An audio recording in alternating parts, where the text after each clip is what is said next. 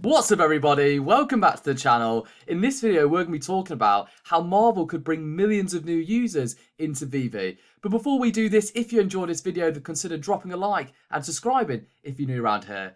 So I just wanted to say thank you for all the recent support I've got on my videos. I've been doing this 3 weeks and we're already at 166 subscribers, which is amazing. I appreciate all the support I've been getting. That's why I replied to all the comments because, you know, I really enjoy this community. It's great to be a part of something of a community that loves NFTs, that are enjoying and passionate about sharing their thoughts and feelings in a positive and constructive way. And it's amazing to see the audience that have come into my channel. And I really do appreciate you all being here and joining me on this journey as I reflect my ideas with you and share some information about the launches that come up. So the first point I want to make here is that VEVE have actually gone on to follow Marvel Studios and Marvel Entertainment. Now, if you've been in this space for any period of time, you'll know that when VEVE follow accounts they have invested interest in, it tends to mean they're going to bring them in the near future. Now, we've seen this multiple different times within VEVE's launches. They almost do this, it's almost like an Easter egg or a little bit of a teaser because it's known within the community now. That's what they do. So I guess that's one way of them being able to sort of drip feed excitement into the community and get people, I guess, speculating about what's here to come or what's in the pipeline. And you can see as I scroll through here, we've got Simone Legno, which was in the most recent launch that we saw. We've got Ghostbusters, which we've seen. We've got Kripkins. We've got Cryptozoic, which is the owner of owns Kripkins. We've got The Flash, Stan Lee. And if I keep scrolling through here, you'll see a variety of different things that we recognise. Street Fighter, Capcom, Hasbro, DreamWorks, you know.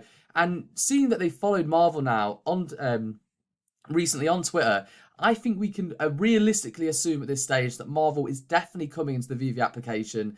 So what I thought I'd do in this video is, I thought we'd have a look at some of the highest grossing films. I thought we'd sit down together, I'd reflect some ideas of you about some of the highest grossing superhero films of all time. So we get excited about potentially what we may see getting introduced. So the first thing I want to take your attention here to is the highest grossing superhero films of all time. Now, if you've seen any of my other videos, the reason I like to do this is it can give us a gauge and perspective of the type of demand we could see coming into the application. Now, to give a sort of reference point or a comparison, in the Kripkins breakdown, I sort of presented how I believe the demand for Kripkins was generated within the application itself. It was the initial users or the users of VEVE that created the demand for Kripkins.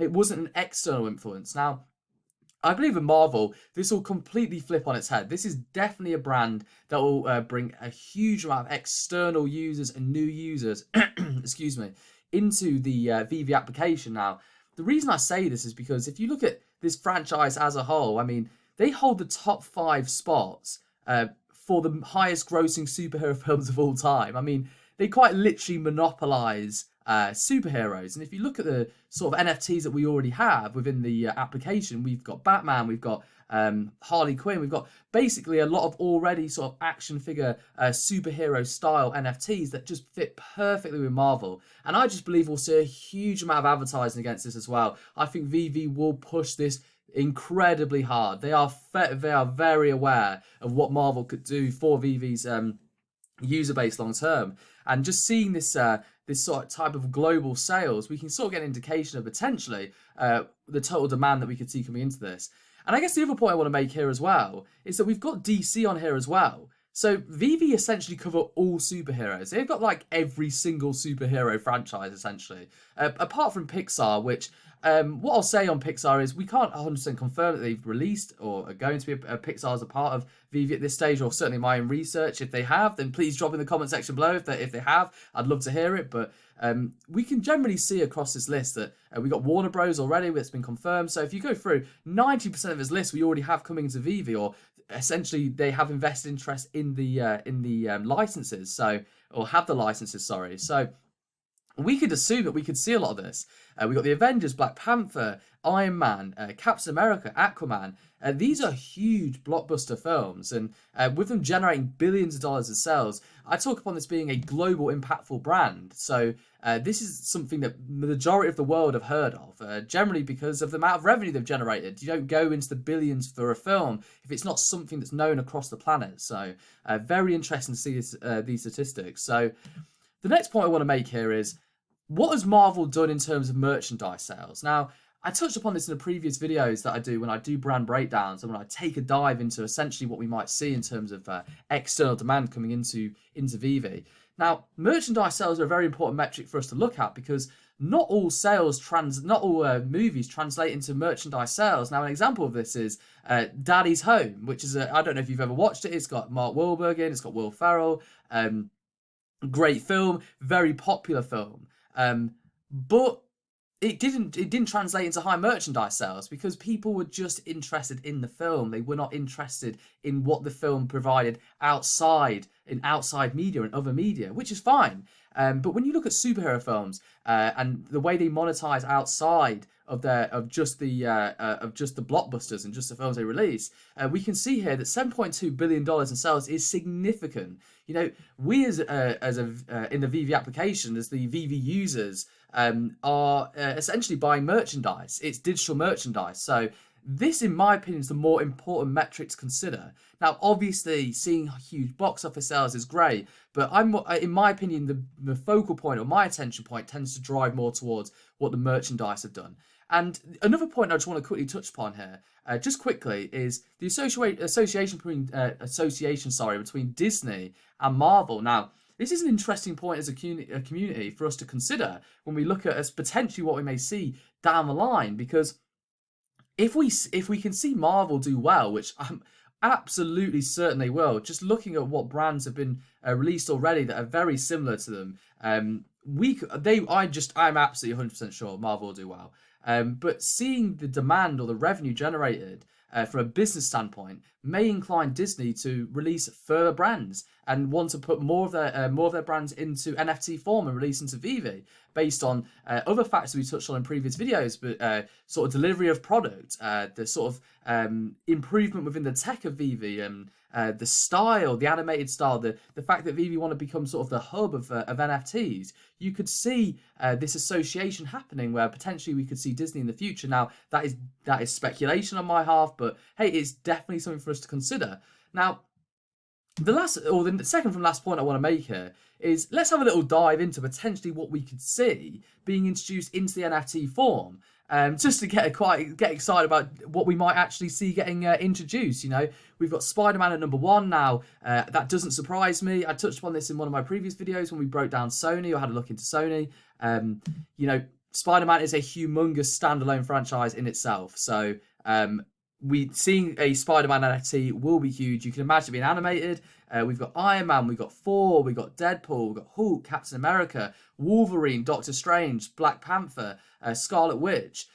So you can see, the reason I chose Ranker, by the way, is because it was community driven. You can see that these votes represent who upvoted and who downvoted it, but I just think it's instead of just looking at the merchandise sales, we could get a general feel of what the community say in terms of where they feel their favourite superhero is. Now, I know this is completely up for debate, but I'd probably say my favourite is got to be between Thor and Deadpool and Iron Man. I'd say them three are like my favourite. I love Iron Man because of the humour, and I love Deadpool because of the humour. I just think Thor's like really epic, and you could see how the electric hammer could be animated within an NFT collectible within VEVE, and I think it's really well with the initial user base and to bring more of more users into the application. So definitely an interesting point to touch upon.